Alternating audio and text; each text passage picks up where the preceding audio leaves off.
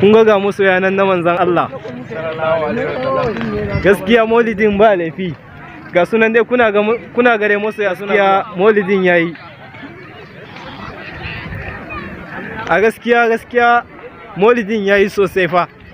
Mun gode Allah, Allah ya maimaita mana. Malam Yahya, muna da tambaya da Allah ya kaji wannan maulidin. A gaskiya maulidin nan ba abin da zan ce, sai dai ce Allah ya sake maimaita mana ta shekara.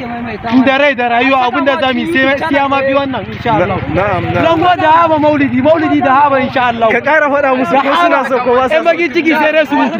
Gaskiya. Yan gizara sai dai. Alaikum babana, ya kaji maulidin nan yayi. A wallahi maulidi alhamdulillah mun gode Allah, mun je maulidi lafiya kuma mun tashi lafiya, muna roƙon Allah. Allah ya sa da mu za yi. Amin gaskiya na ji daɗin wannan fatan naka, kuma Allah ya saka da alkhairi, kuma Allah maimaita mana. Mu umma Allah ya ba mu ya kaji wannan maulidin yayi. A gaskiya yayi daɗi matuƙar ya daɗi. A saka mu cikin YouTube channel Allah da wata shekara har mu ma sai mun yi. Gaskiya kan ai amma wuce saka ku, sai dai kuma ina so in gaida abokina Hannafi dan Ibro TV.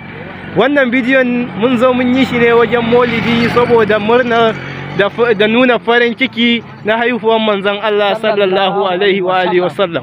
Allah ya ƙara maimaita mana. Na gode sosai da wannan maulidin da mun kai gaskiya. Na masoyin manzon Allah muna da wata tambayar da muke so mu yi ma. Watan ainihin ya kaji wannan maulidin na Sheikh Ustaz Muhammad Saleh, ya ka murya don saboda masoya manzon Allah sallallahu alaihi wa alihi wasallam su ji ka. Alhamdulillah bi jayi sayyidina Hadi Mahdi. Ka daga muryanka. Muhammadur Rasulullah sallallahu alaihi wasallam. Ni da Allah ƙara mana kusanci da sayyidina Rasulullah. Amin. Sallallahu alaihi wasallam, muna ziyara. Baki daya muna muku fata alkhairi. Insha Allah, to mun gode sosai da irin wannan fatan. Allah ya saka da alkhairi, kuma Allah ya ƙara nuna mana wata shekara.